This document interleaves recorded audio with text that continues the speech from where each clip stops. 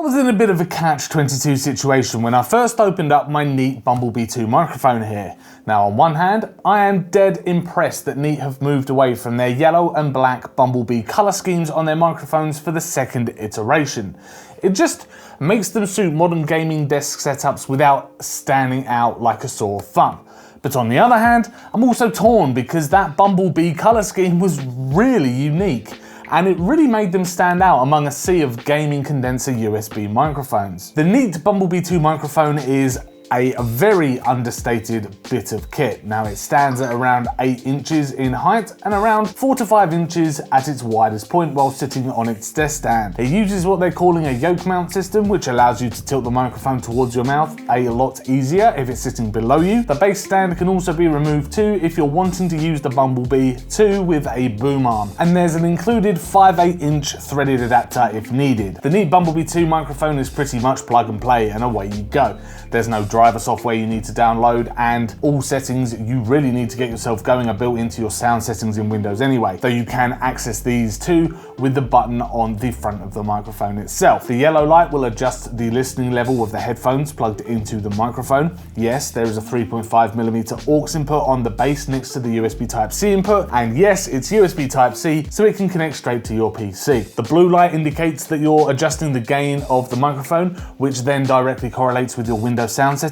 Now I found a comfortable level of around 70 to 80 in terms of gain on my PC while using the microphone with my Discord to talk to my friends and also OBS. And finally, green will adjust the balance between the Bumblebee 2 source signal and the return signal coming back from your computer. Now in other words, it balances what you hear in your headphones as monitor audio between voice and game. So everything you really need is at your fingertips. Now underneath the multifunction knob there is a mute button which completely cuts the microphone from picking up voice, and I must say that there was no real audible click or thud like you get with something like a Blue Yeti when clicking the mute button. Now there is an internal shock mount though, which is a nice touch in case the microphone is knocked or you need to move your boom arm. However, what is different from something like a Blue Yeti is build quality. Now, while there is a mesh area on top, and that's made from metal, the main body is made from plastic, which keeps the weight down to around 400 grams, which is pretty lightweight. The yoke mount is also metal, giving it a nice solid build, and I never really felt like day-to-day use of this particular microphone was ever going to be too damaging. Now, sure, you could pick up a few scratches on the body if you're going to be carrying it around with you on the move,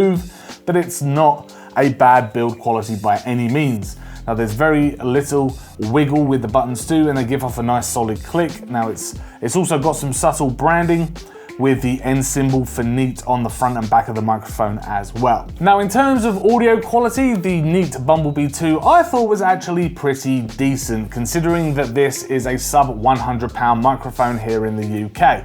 It worked perfectly for my streaming setup as well as talking to my friends in Discord while trying to get the dub in a game of Apex. Now I will say, however, that I was told at first that my gain was set far too high for the distance I had the microphone from my mouth.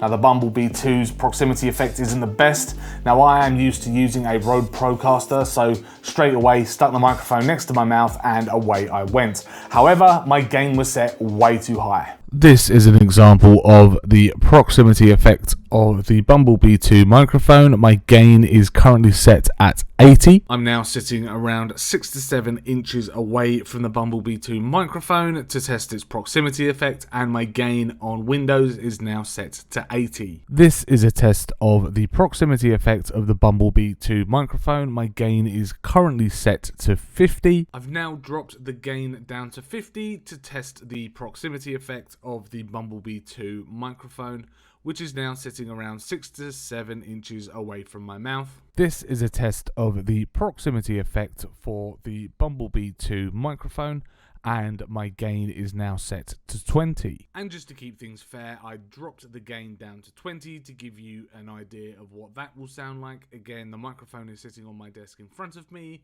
around 6 to 7 inches away from my mouth. I dropped it down to around 70, which gave me a better sound, but I was still sounding a little too boomy and was actually slightly clipping. And being a condenser microphone, you don't really want to be on top of the microphone. Instead, opt for the microphone to be placed placed around maybe between 5 and 7 inches away from your mouth. This way, my voice sounded a lot cleaner anyway, and plosives were kept to a minimum too.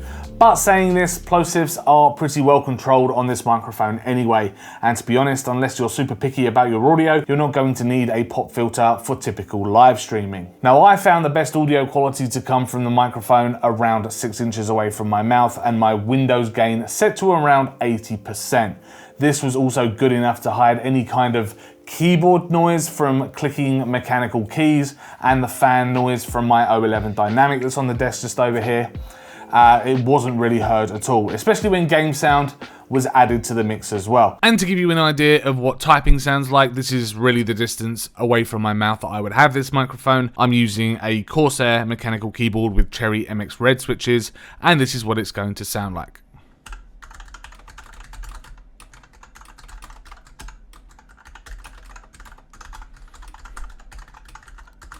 Now the microphone, to let you know too, is placed facing forward, similar to the Yeti, so I don't want to see anyone speaking to the top of this thing.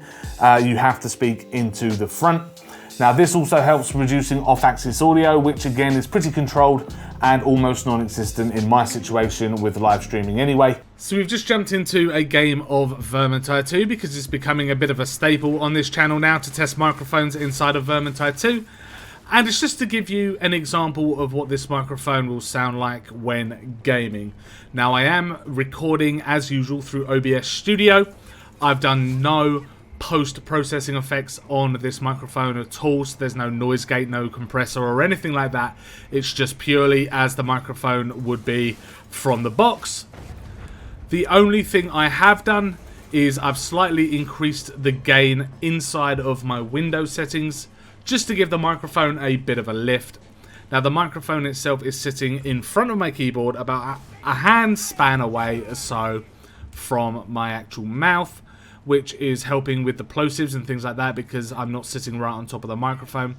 And for the most part, I have to say that the microphone actually sounds really nice. The microphone has a frequency response of 20 Hz to 20 kHz with a sample rate of 96 kHz and a bit depth of 24. Now there are more technical specifications found on the Neat website, and there will be a link in the description of this video to that. The Neat Bumblebee 2 is, I would say, a pretty fantastic product that not only looks good, though it's missing its yellow and black stripes. Bring those back, but it does produce a very clean sound. It's a great microphone for live streaming and one that would look quite decent on the gaming setup as well. Now I especially like the noise rejection from the side and rear of the microphone, making it suitable for those with clicky keyboards or fans running in the background. And I was a little annoyed with the quality of the thread on the base when using it with my boom arm, but it is a sub £100 microphone, so it's not going to be the best build in the world, especially the cheaper metals used for the threads inside of the stand. But as microphones go, this is actually an impressive piece of kit, and I couldn't really recommend anything else if you're after a USB solution for your gaming setup, especially at this price. Thank you very much for checking out my video review of the Neat Bumblebee 2 USB microphone. If you enjoyed this video, please hit that like button, subscribe to keep up with our latest tech and gaming videos, and also let us know in the comments down below what you thought about the audio quality of the Neat Bumblebee 2. Did you enjoy it? Would you buy this over something like a Blue Yeti? Or would you go for something a little bit more substantial like a Go XLR setup and start looking at XLR microphones? Let us know your thoughts in the comments down below. As I say, thanks very much for watching, and we will see you in the next video.